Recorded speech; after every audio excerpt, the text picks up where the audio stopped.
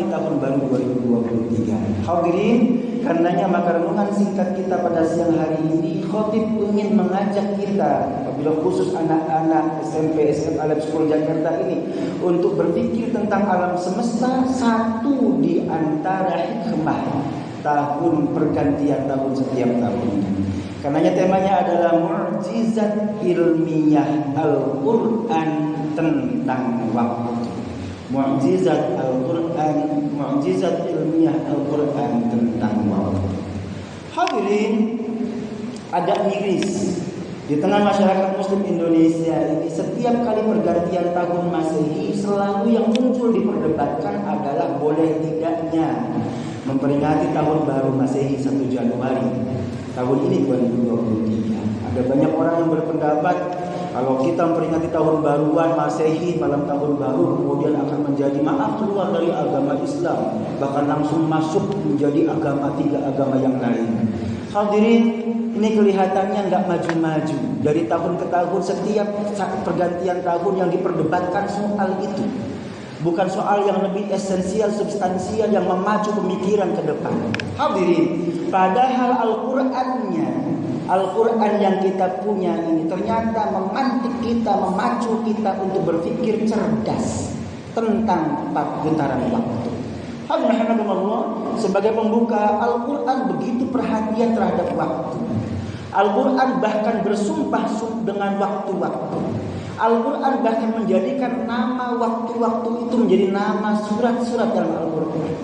Kita mulai dari waktu yang paling awal, paling dini, bangun pagi, wal fajr, wal layalin ashr, wasyafri wal badr. Ada nama surahnya surah Al-Fajr. Naik sepenggala ada ad-duha, wad-duha, wal laili idza saja, ma wadda'aka rabbuka wa ma qala. Lalu sampai ke belakang ada wal ashr, innal insana lafi khusr, illa alladziina aamanu wa 'amilus shalihati wa tawashaw bil haqqi wa tawashaw bis sabr. Allah bersumpah dengan putaran waktu.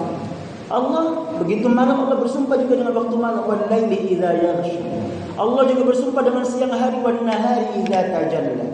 Allah jadikan nama Al-Lail sebagai nama surah dalam Al-Quran. Allah juga bersumpah dengan benda angkasa yang menyebabkan waktu ada, wabil khusus di bumi ini, wasyamsi wa duhaha. Allah juga bersumpah dengan bulan, wal qamari idza talaha. Surah Asy-Syams, surah Al-Qamar menjadi nama surah dalam Al-Quran. Maka hadirin, ini kan tahunnya tahun Masehi, Ustaz, berpatokan pada matahari. Ini benar tahun Masehi, tapi tahun Masehi itu berpatokan pada matahari. Matahari Allah jadikan sebagai sumpah dalam Al-Quran, bahkan menjadi salah satu nama surah dalam Al-Quran. Hendaknya menjadi inspirasi bagi kita yang punya Al-Quran untuk mempelajari matahari dan bulan, mempelajari waktu. Alhamdulillah, dengan keterbatasan waktu ini, khatib akan sampaikan 3 poin saja tentang betapa ilmiahnya Al-Quran berkaitan dengan waktu itu. Yang pertama, hadirin, Allah 15 abad yang lalu, Al-Quran turun menyatakan tegas bahwa matahari itu bergerak. Yang kedua, bahkan semesta ini bergerak. Dan yang ketiga, kenapa bergerak? Karena dia berawal dari sebuah ledakan besar. 3 poin ini menjadi satu kesatuan. Yang pertama, matahari itu bergerak. Hadirin, di masa lalu, bahkan masih sezaman dengan hidup kita hari ini, kita masih pernah dengar bahwa dulu ada anggapan bahwa pusat dari seluruh pergerakan semesta ini adalah bumi. Teorinya namanya teori geosentris. Bumilah pusat peredaran seluruh alam semesta. Namanya geosentris. Ternyata itu keliru luar biasa. Menyesatkan, itu sangat tidak ilmiah. Karena ternyata bumi justru mengitari matahari. Maka kemudian teorinya berubah dari geosentris, lalu beranggapan berpindah menjadi heliosentris. Mataharilah pusat dari pergerakan tata surya kita, pusat dari pergerakan alam semesta. Dulu saat heliosentris ini dinyatakan, beranggapan bahwa matahari diam pada tempatnya, semua mengitari matahari. Hadirin, ternyata ini pandangan teori ini keliru lagi. Dikoreksi lagi di masa berikutnya, ternyata bahkan matahari pun bergerak. Matahari tidak diam, matahari itu bergerak pada porosnya maupun mengitari alam semesta. Hadirin, sadarkah kita bahwa ternyata pernyataan tegas bahwa matahari itu bergerak itu ada dalam Al-Quran sudah 15 abad yang lalu. Ayatnya sering kita baca dalam keseharian kita, khusus malam Jumat ketika kita membaca surah Yasin. A'udzubillahi Bismillahirrahmanirrahim. Wasyamsu tajri li mustaqarrin laha. Matahari itu berjalan, bergerak sesuai dengan garis edarnya. Zalika taqdirul azizil alim. Itu adalah ketetapan ketentuan dari Allah yang maha perkasa lagi maha mengetahui. Alhamdulillah, ternyata sudah Allah nyatakan tegas dalam Al-Quran 15 abad yang lalu. Baru bisa dibuktikan secara ilmiah di atom modern. Hadirin, kenapa bergerak? Sebab memang semua alam semesta bergerak. Tidak satu pun di antara alam semesta ini yang tinggal diam. Semuanya bergerak. Pergerakan alam semesta ternyata juga sudah disampaikan oleh Al-Quran 15 abad yang lalu. Satu rangkaian dengan ayat yang barusan disebutkan. Surahnya surah yang sama, surah Yasin. Allah nyatakan, la syamsu yanbaghi laha an tudrikal qamara wa lal lailu sabiqun laha. Matahari tidak perlu mengejar bulan.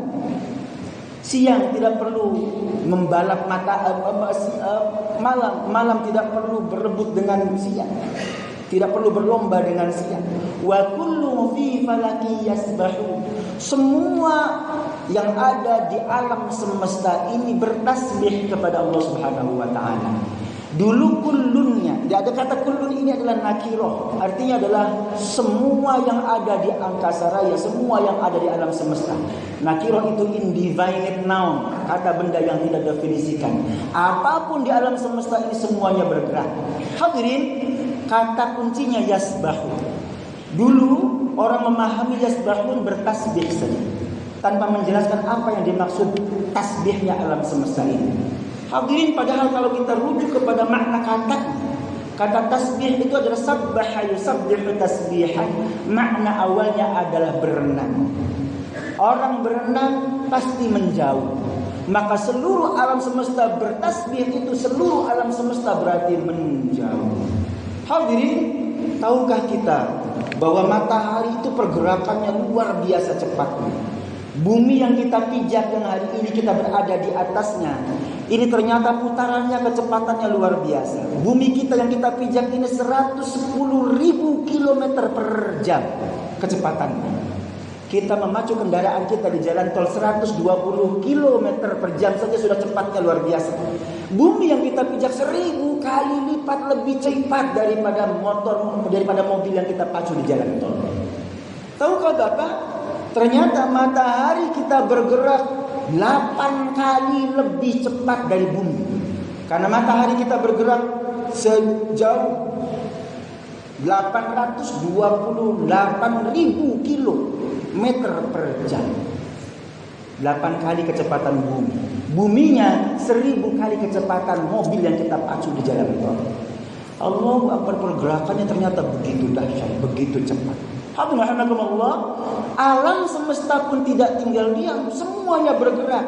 Bahkan kata ilmu pengetahuan hari ini kita tahu bahwa ternyata alam semesta ini, semua benda angkasa ini bergerak dengan kecepatan yang sangat tinggi, 68,9 km per detik.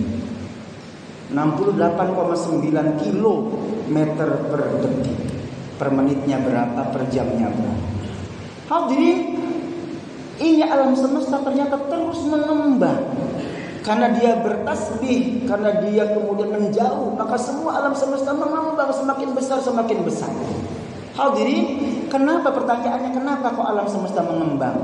Sebab memang betul alam semesta tercipta dari sebuah ledakan besar yang secara teoritis hari ini disebut sebagai Big Bang. Hadirin, tahukah kita bahwa teori Big Bang itu sudah disampaikan oleh Al-Quran 15 abad yang lalu. Surahnya surah Al-Anbiya.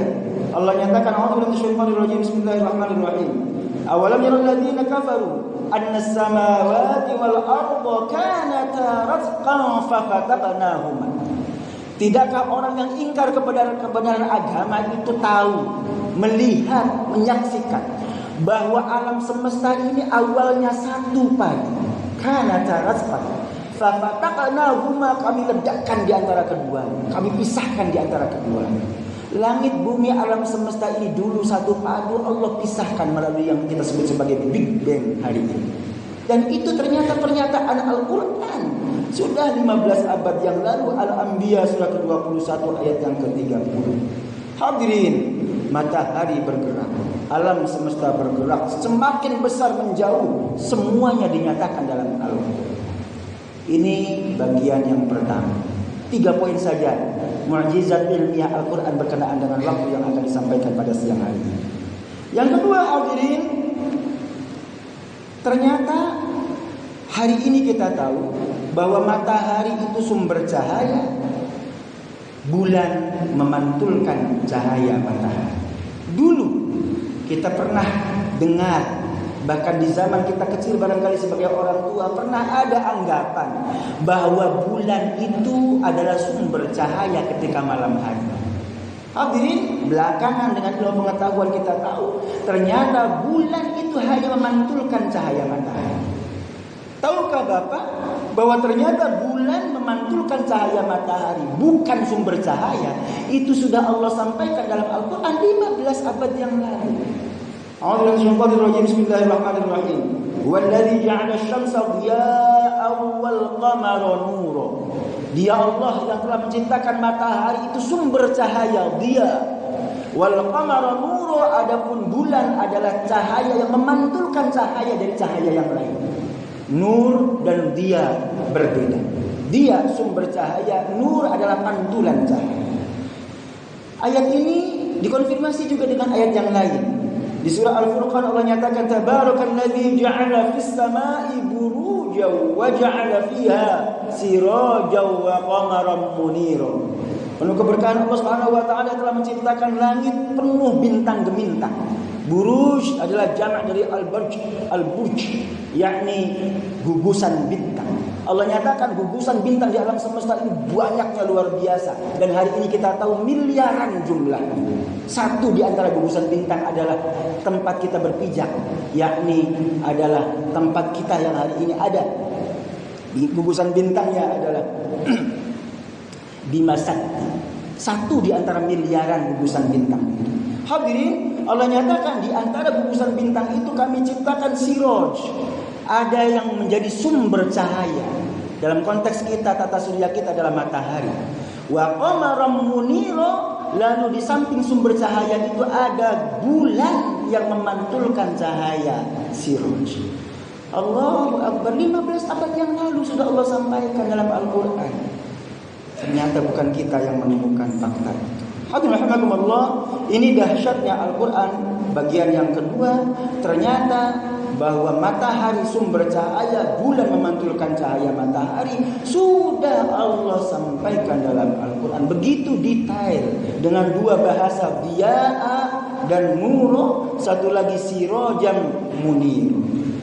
Yang terakhir hari ini menjadi perbaikan kita adalah, hadirin, ternyata Allah dalam Al-Quran sudah menantang kita umat Islam yang diberi Al-Quran ini untuk menembus angkasa raya, untuk menembus ruang dan waktu. Surahnya sering barangkali kita baca, surah Ar-Rahman. A'udzubillahi Bismillahirrahmanirrahim. Ya ma'syaral jinni wal ins. Allah nyatakan, hai sekalian jin dan manusia, in istata'tum an tanfudhu min aqtaris samawati wal ard fanfudhu. Jika kalian ingin menembus angkasa raya, langit dan bumi, maka tembuslah. La tanfudhuna illa bisultan. Angkasa raya itu tidak akan mampu ditembus kecuali dengan kekuatan. Kekuatan apa itu? Iman pasti. Kekuatan apa itu? Kekuatan ilmu, pengetahuan dan teknologi. Maka pertanyaannya adalah, kalau Allah nyatakan Allah sudah tantang kita 15 abad yang lalu untuk menembus angkasa raya, kenapa bukan kita umat Islam yang punya Al-Quran yang menemukan pesawat ulang-alik untuk menembus angkasa raya itu? Kenapa bukan kita yang menjadi astronotnya? Kenapa bukan kita yang menjadi ahli astronominya? Kenapa bukan kita yang bisa menapakkan kaki di bulan pertama kali? Alhamdulillah, sengaja khotib pilih tema ini untuk disampaikan di lab school ini. Karena dari sinilah anak-anak lab school inilah kita bisa harapkan di masa depan akan membawa kemajuan bangsa dan negaranya melalui ilmu pengetahuan dan teknologi. Dan itu tidak lain tidak bukan adalah terinspirasi, termotivasi dari ayat-ayat Al-Quran yang dimiliki.